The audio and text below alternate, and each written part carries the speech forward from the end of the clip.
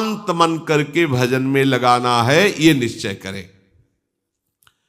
छठवां, भजन करते समय संकल्प विकल्प की भीड़ लगने लगती है। ऐसा किया जाएगा, ऐसा नहीं, ऐसा करेंगे तो ऐसा हो सकता है, नहीं ऐसा हो। वो संसार का संकल्प विकल्प करने की कोशिश करेगा। बस आपको सावधान रहना है।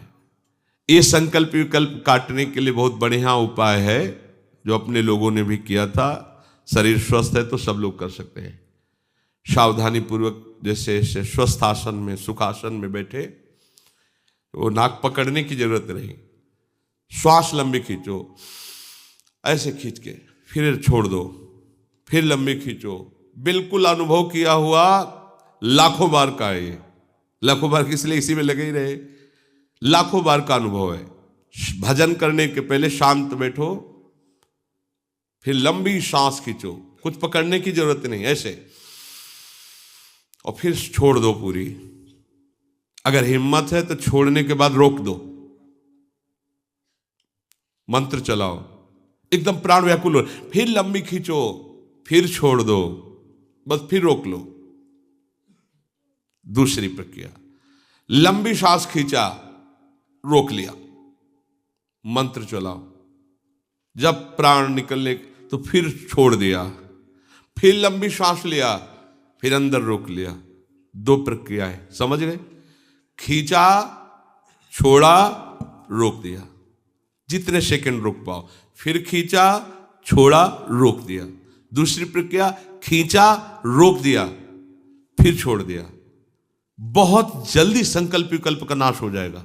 अब देखना, करके देखना, 2-4 बार तो खींचा छोड़ दिया, खींचा छोड़ दिया प्रारंभ में, फिर खींचा छोड़ दिया रोक दिया, खींचा छोड़ दिया रोक दिया, फिर खींचा रोक दिया, फिर छोड़ दिया, खींचा रोक दिया, छोड़।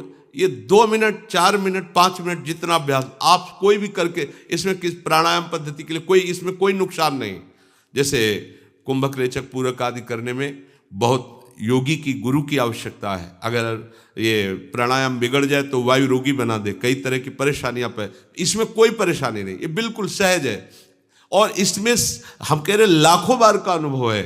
मन को तत्काल शांत करने का उपाय, तत्काल। आप खुद करके देखना, एकांत में, या मत शुरू कर देना, एकांत में देखना, आपको तत्काल मंत्र में लगने के लिए मन आपका तैयार, बड़ी शांति मिलेगी आपको। इससे स्वास्थ्य भी ठीक रहेगा। सामने देखते हुए किसी एक बिंदु पर नेत्र को टिका देना, ये उपाय है। मन को किसी एक बिंदु पर, कोई एक बिंदु आसपास चयन कर लीजिए। दीवाल है, वृक्ष है, कुछ भी है, नहीं है तो आप निर्धारित कर लीजिए।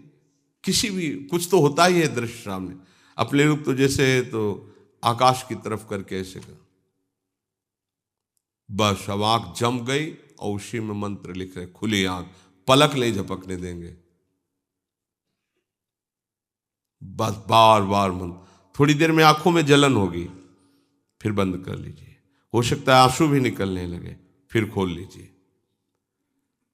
अगर आप ब्रह्मचर्य नहीं तो ये मत करना, इसकी क्षमता केवल ब्रह्मचारी की है। इसे त्राटक क्रिया कहते हैं। इससे मन बहुत जल्दी वश में होता है, बहुत जल्दी। ये बिल्कुल, इसका तो देखा है। और ऐसा एकाग्र पुरुष जो संकल्प करेगा वही हो जाएगा, उसकी क्षमता के अनुसार। हाँ, अगर आपको एक कदम नहीं चलने का संकल्प, तो आप एक कदम नहीं उस समय तक चल सकते जिस समय तक उसकी दृष्टि एकाग्र है। ये यौगिक क्रियाएं हैं, इनके द्वारा मन को समाधान। और सबसे सहज सरल किया प्रार्थना, सबसे सहज सरल आराध्य देव से विनय, और अचूक ये क्रिया है। अपने प्रभु से प्रार्थना, नाथ थक गया, काहे ते हरि मोहि बिसारो, जानत निज महिमा मेरे अघ, तदपि न नाथ संभारो, काहे ते हरि मोहि बिसारो। हे हरि, आप मुझे क्यों भुला दिए? ये हम क्यों कह रहे कि आप भुला दिए? क्योंकि आप न भुला दिए होते तो ये मेरा मन मुझे परास्त न कर पाता। ये जो मेरा मन बार बार आपसे अलग हटकर विषयों में ले जाता है, मुझे परास्त कर देता है, इसका मतलब है आपने मुझे भुला दिया। क्यों बिसार दिया नाथ? आप अपनी महिमा जानते हो और मेरे पापों को भी जानते हो, तो मुझे क्यों नहीं संभाल रहे हो? ध्यान दीजिए, आप अपनी महिमा भी जानते हो और मेरे पापों को भी जानते हो, तो आप क्यों नहीं संभाल रहे? पतित पुनीत दीन हित असरन सरन कहित श्रुति चारो हो नहीं अधम सभीत दीन किधो बेदन मृषा पुकारो खग गनिका गज व्याध पाती जहां तहां हूं बैठारो अब के लाज कृपा निधान पर सत पनवारो फारो काहे ते हरि मोहि बिसारो। आप अपनी महिमा को देखिए ना, आपको कहा जाता है पतित पावन, पापियों को पवित्र कर देने वाले। आपको कहा जाता है बेचारे दीनों के हितकारी। आपको कहा जाता है असरण को शरण देने वाले। ये ऐसा वेद कहते हैं, ब्रह्म ऋषि जन कहते हैं, पुराण कहते हैं। तो क्या प्रभु मैं पापी नहीं हूं? मैं नीच नहीं हूं? क्या मैं भयभीत नहीं हूं? क्या मैं बेचारा नहीं हूं? तो बोलो, क्या ये वेदों की, शास्त्रों की, महात्माओं की बात झूठी करोगे?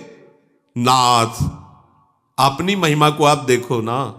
आपका नाम है पतितों को पावन करना, दीनों की रक्षा करने वाले, अशरणों को शरण देने वाले। तो प्रभु पहले तो वादा किया कि कोई कैसा भी हो अपचे सुदुराचारो, कैसा भी दुराचारी हो मेरी शरण में आ जाए, मैं महात्मा बना दूंगा। तो क्या ये जटायु, ये वैश्या, ये गजराज, वाल्मीकि जी, क्या इनकी पंक्ति में बैठने लायक नहीं हूं? क्या बैठने लायक हूं? मैं भी पापी हूं, मैं भी नीच हूं, मैं भी व्यभिचारी हूं, इन्हीं की पंक्ति में बैठा हूं। अब पंक्ति में बैठा दिया और कृपा प्रसाद जब परोसने का नंबर आया तो उठा करके पत्तल फाड़ करके फेंक दिए। कौन सा न्याय है आपका? बहुत सुंदर बात गोस्वामी जी कह रहे। पापी भी स्वीकृत है आपके चरणों में। अगर ऐसा होता कि पापियों की स्वीकृति आपके दरबार में नहीं है तो फिर बात अलग होती, पर इतने बड़े बड़े तो उसकी लाइन में हमको भी बैठा लिया है और पत्तल परोस दी, पनवारा पत्तल परोस दी कृपा प्रसाद पवाने के लिए। अवसर आया तो पत्तल फाड़ के फेंक दी और खड़ा कर दिया। क्या हो रहा है नाथ? ये वेद झूठे हो जाएंगे, ऋषि महात्माओं के वचन झूठे हो जाएंगे। आपको किसी की शर्म लग रही क्या? गोस्वामी जी कह रहे हैं अब के ही लाज कृपा निधान। ऐसा तो नहीं लग रहा कि बहुत नीच है और लोग इसका नाम हमारे नाम के साथ जोड़ेंगे तो कहीं कोई ऐसा कुछ लाज लग रही, शर्म लग रही? प्रभु अब ऐसा तो मत करो, मेरी परोसी हुई पत्तल को मत फाड़ दो। परोसी हुई पत्तल, मुझे भी साहस हुआ था आपकी प्राप्ति का जब सुना पतितों को पावन करने वाला आपका नाम है, आपके चरणारविंद असरण के शरण है, तो मेरी हिम्मत बनी थी। अगर आप कृपा नहीं करोगे तो हो सकता है आप ऐसा सोच रहे हो कि कलयुग का प्रबल प्रताप इसके ऊपर है। जो कलिकाल प्रबल अति हो तू अनिदेश ते न्यारो, तो हरि रोष भरोष दोष गुण तेहि भजते ओ तजी गारो। एक कलिकाल बड़ा बलवान, तो आपसे भी बलवान है क्या? हम आपसे प्रश्न करते हैं प्रभु, क्या एक कलियुग आपसे भी बड़ा बलवान है? महाराज, यदि आपसे बड़ा बलवान होता और आप इसकी आज्ञा में होते कलिकाल की, तो फिर निश्चित हम फिर कलिकाल के ऊपर गुस्सा न करके, उसकी निंदा न करके फिर उसी का भजन करते कि आप भी उसके अधीन हो। पर ऐसा तो नहीं है। कलियुग आपके अधीन है, आप कलियुग के अधीन तो नहीं हो।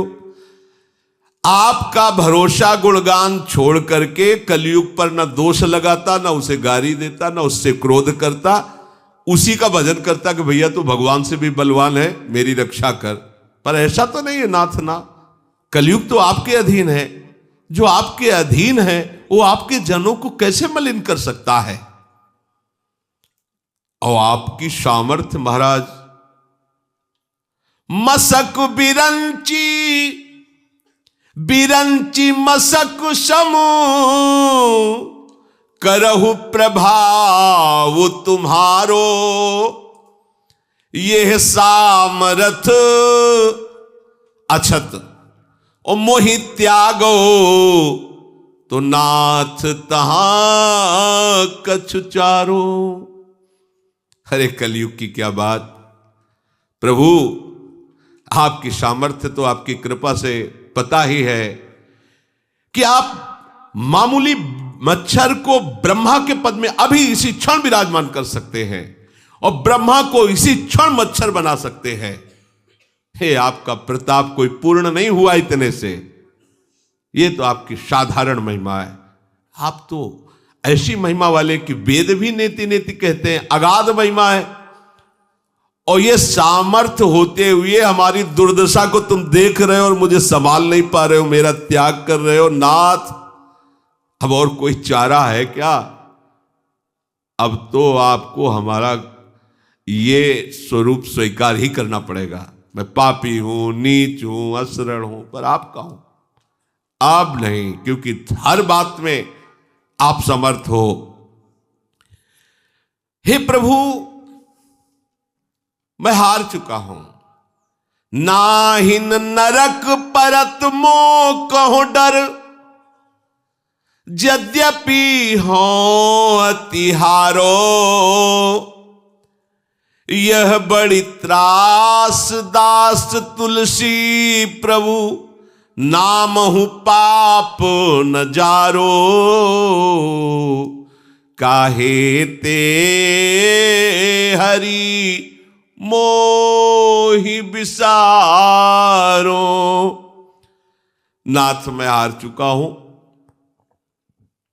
सब प्रकार से प्रयास कर रहा हूं पर असफलता ही हाथ लग रही। ऐसा ही है। आप समर्थ हो, कृपा करो।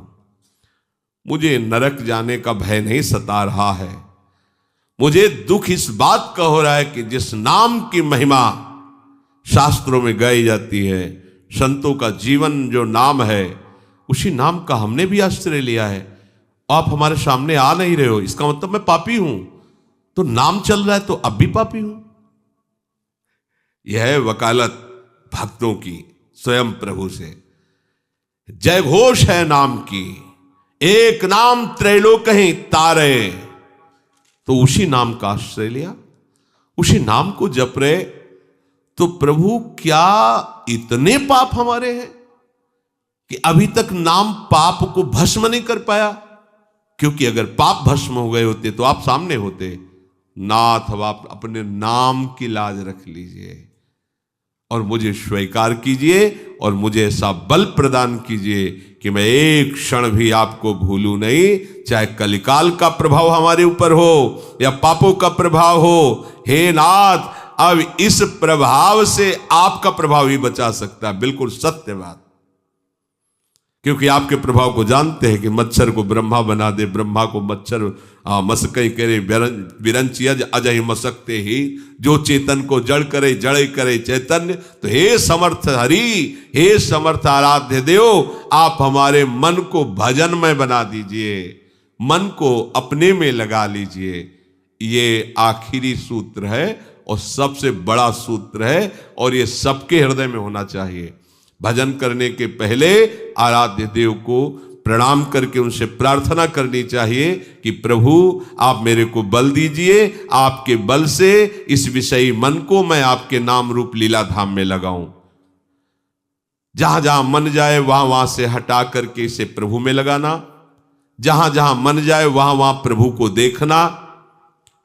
अभ्यास करते समय गंदी बातें आ रही तो ये भावना करना कि ये निकल रही हैं, आ नहीं रही हैं, घबराना नहीं चाहिए, धैर्यपूर्वक रहना चाहिए। उपासक को संसार के चिंतन में सहजता होती है, प्रभु के चिंतन में कठिनता होती है, इसीलिए प्रभु का चिंतन करना होता है। करते करते वो सिद्ध भावना में होने की पहुंचता है। इसलिए प्रारंभ में नहीं देखना चाहिए कि मेरा भजन तो नहीं होता है। उपासक को ध्यान करते समय, भजन करते समय अन्य कोई कार्य न रह जाए, ऐसी स्थिति में बैठना चाहिए। मन को समझा बुझाकर या कार्य निवृत्त करके फिर भजन में तन्मयता धारण करनी चाहिए। भजन करते समय कोई संकल्प विकल्प ना आवे, इसलिए थोड़ा योगाभ्यास भी कर लेना चाहिए। आसन में बैठ करके जो भी प्राणवायु आदि का, और प्रभु से प्रार्थना करनी चाहिए। अगर सफलता ना मिलती तो आज तक के महात्मा भगवत प्राप्त